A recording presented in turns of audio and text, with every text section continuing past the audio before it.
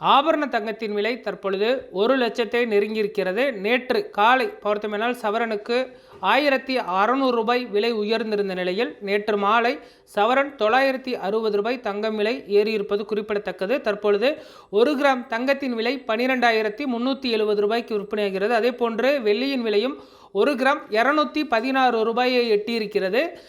பார் வெள்ளி 1 கிலோ 2,16,000 ரூபாயை தாண்டி இருக்கிறது. நேற்று மட்டுமே வெள்ளியின் விலை கிராமிற்கு 7 ரூபாய் விலையேற்றம் கண்டிருப்பது குறிப்பிடத்தக்கது.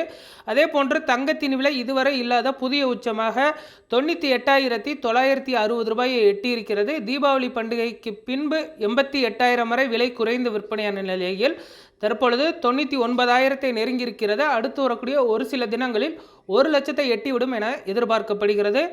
குறிப்பாக இந்த வருட இறுதிக்குள் தான் 1,00,000 எட்டிவிடும் என எதிர்பார்க்கப்பட்ட நிலையில் தற்பொழுது டிசம்பர் 2வது வாரத்திலேயே தங்கம் விலை உயர்ந்து விற்பனையாவது குறிப்பிடத்தக்கது. இதற்கு ஒரு முக்கிய காரணமாக சொல்லப்படுவது அமெரிக்க அதிபர் டொனால்ட் ட்ரம்ப் கொண்டு வந்திருக்கக்கூடிய அந்த வரி விதிப்பு கொள்கை. இந்த வரி விதிப்பு கொள்கையினால் பல்வேறு நாடுகளும் பாதிக்கப்பட்டிருக்கிறார்கள். அவர்கள் மீது அதிக வரி விதிப்பதனால் தங்கள் நாடு பாதிக்கப்படுவதாக அவர்கள் ஒரு மிகுந்த ஏமாற்றம் அடைந்திருக்கிறார்கள். இதனால் முதலீட்டாளர்கள் ஒரு பாதுகாப்பு காரணம் கருதி தற்பொழுது தங்க நகை மீது முதலீடு செய்ய தொடங்கியிருக்கிறார்கள்.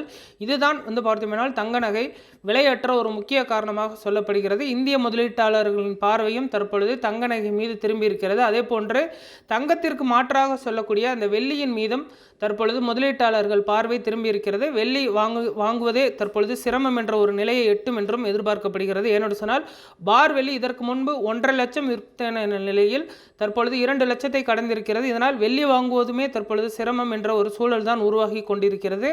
அடுத்து வரக்கூடிய ஒரு சில தினங்கள் முதலீட்டாளர்களுக்கு சாதகமாகவும் அதே போன்று வாங்கக்கூடிய நடுத்தர வர்க்கத்தினருக்கும் சிரமமாக இருக்கும் என்றும் எதிர்பார்க்கப்படுகிறது. தமிழகத்தை பொறுத்தவரை தங்கம் வாங்குவது என்பது வெகுவாக குறைந்திருக்கிறது.